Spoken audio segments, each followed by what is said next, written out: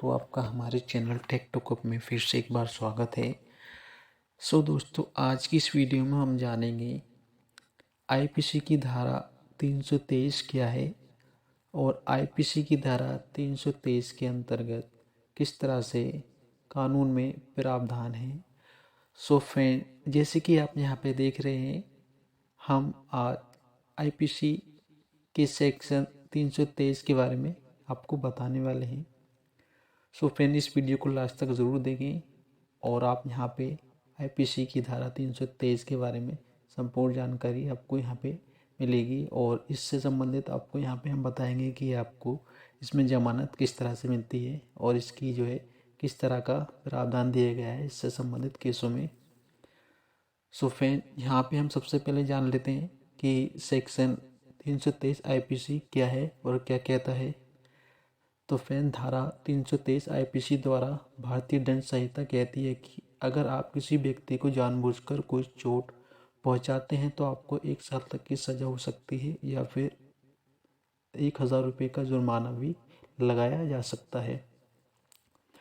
Friend, IPC भारतीय दंड संहिता की धारा 323 के अनुसार जो भी व्यक्ति धारा 334 में दिए गए मामलों के सिवाय के अतिरिक्त जानबूझकर किसी को स्वेच्छा से चोट पहुंचाता है तो उसे किसी अवधि के लिए कारावास जिसे 1 वर्ष तक बढ़ाया जा सकता है या 1000 रुपये तक का जुर्माना या दोनों के साथ दंडित किया जा सकता है।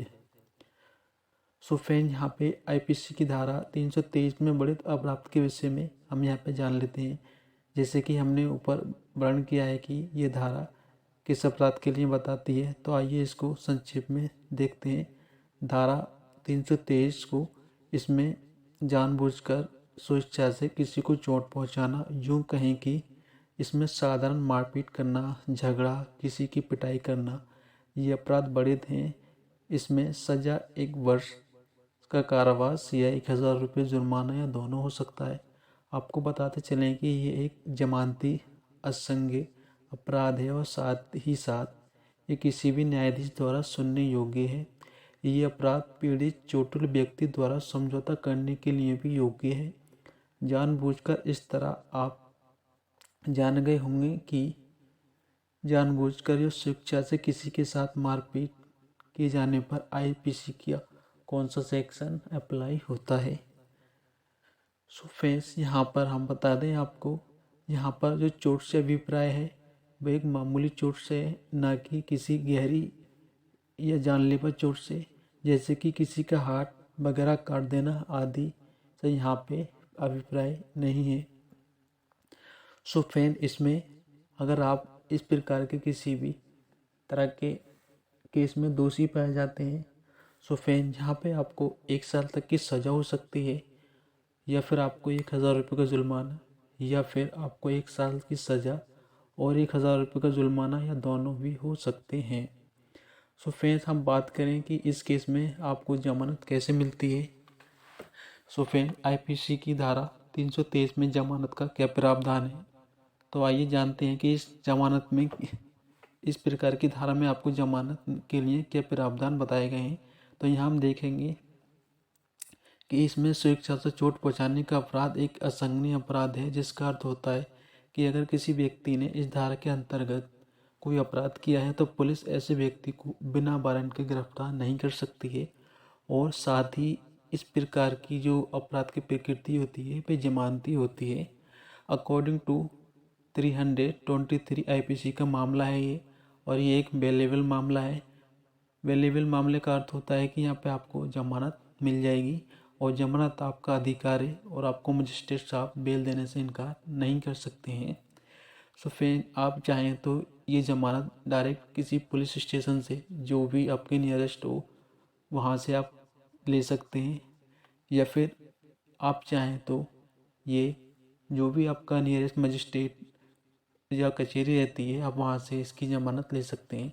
फ्रेंड्स, अगर आप डायरेक्टली पुलिस स्टेशन से इसकी ज़मानत लेते हैं तो उसके बाद भी आपको मजिस्ट्रेट के सामने उपस्थित होना पड़ेगा और वहाँ से फिर से आपको ज़मानत लेनी पड़ेगी। तो इससे बेहतर ये है कि आप डायरेक्टली मजिस्ट्रेट के सामने जाएंगे, मजिस्ट्रेट साहब से वहाँ पे आपको ज़मानत के लिए उनके सामने अपील करनी है। सो फ्रेंड, जैसे ही आप वहाँ पे अपील करेंगे तो फिर आपको एक पेड एप्लीकेशन यहाँ पे आपको लगाने की ज़रूरत नहीं है।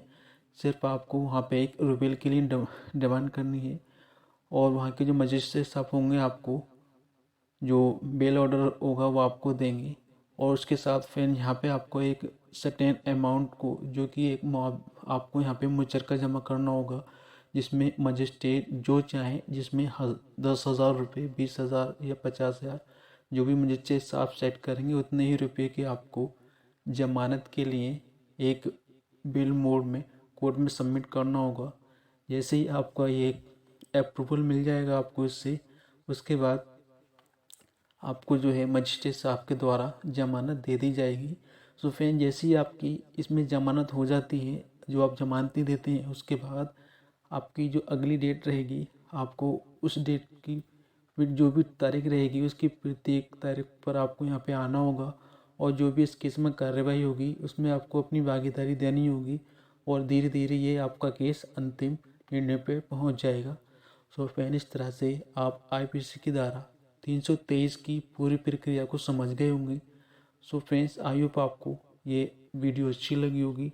सो फ्रेंड्स, अगर इसमें किसी तरह का आपको कोई डाउट है तो आप हमें कमेंट कर सकते हैं।